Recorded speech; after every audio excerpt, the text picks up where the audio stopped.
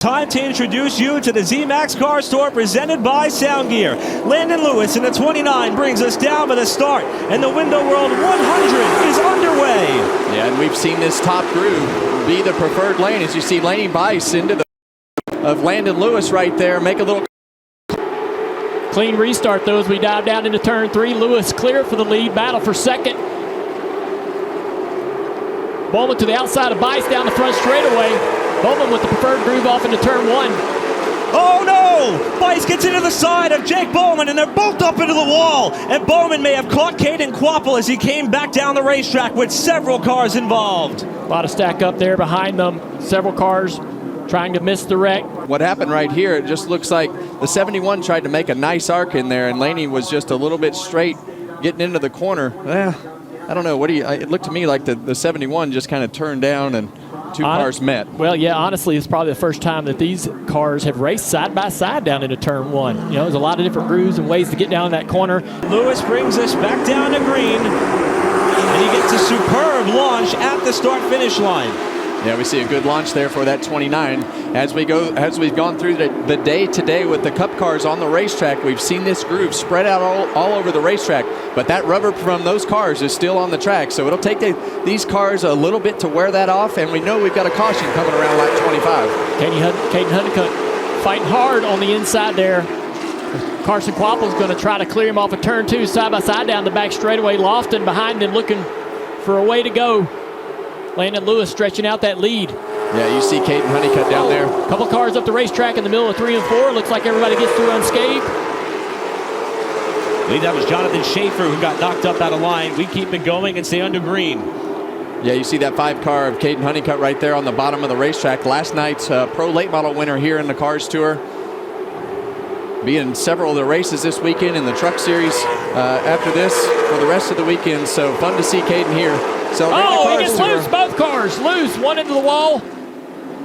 Carson Quapple backs the 32 car into the wall there down in turn 1 and 2. Talking about right here from the 5 car, you drive in the corner and you don't think that it's an aerodynamic track, but you're going to see this 5 car get loose right there, getting in the corner, and the 32 car has no idea, and the 5 into his door and the 32 into the wall. We'll try it again as we're back underway at North Wilkesboro.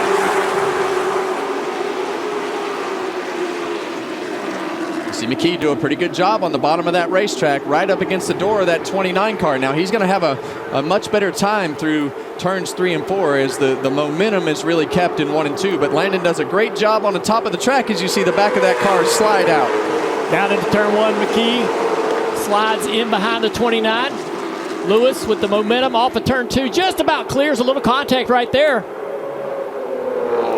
McKee's going to look back to the inside, and Lewis is going to let him have the bottom. Got a smoker in the back, Dustin Storm. He gets off to the pit lane. We stay under green. McKee can't get alongside Lewis there. He'll try it again in turn 1. It's a battle back for 7th as the caution flag is going to fly. That's the biggest mover in the field right now. That 41 of Mason Diaz up 18 spots. Up in the 7th position was alongside of Connor Jones as the caution flies. 75 laps to go in the Window World 100. Yeah, you see the 7 car. It looked like he jumped the start right there, so we'll have to see how the officials judge that start. Landon Lewis drives back around the outside.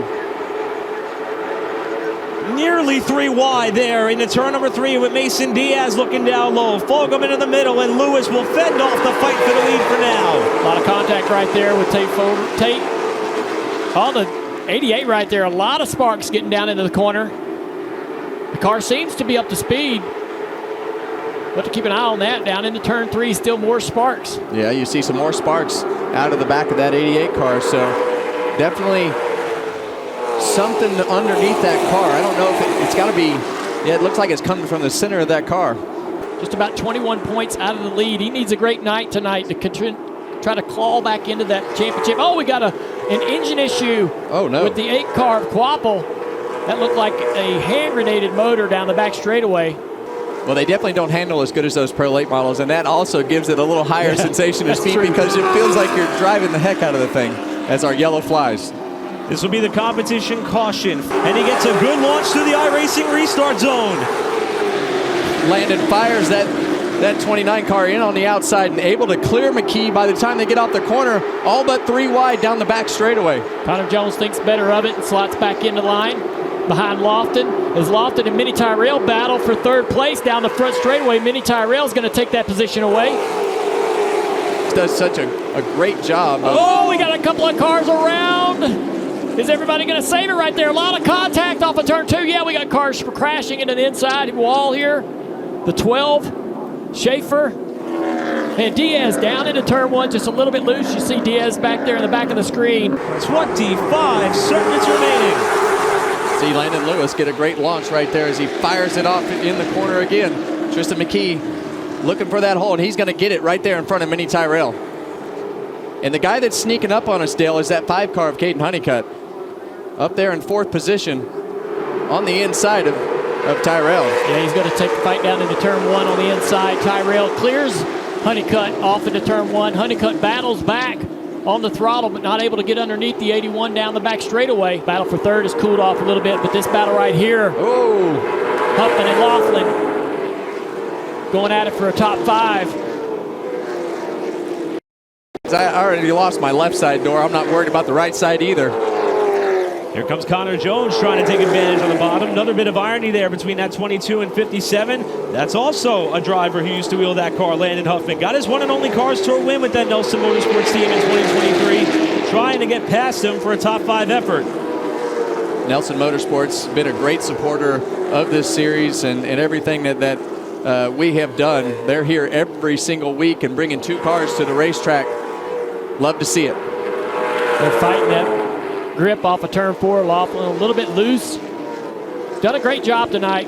Struggled to find the results when he got put in this car this year, but they're starting to turn it around. Luckily, he's been under the tutelage of NASCAR Hall of Famer Ron Hornaday. Hornaday has been with him all the way. He was with him in victory lane at Ace, and now they're going to celebrate back-to-back efforts. Landon Lewis wins the Window World 100.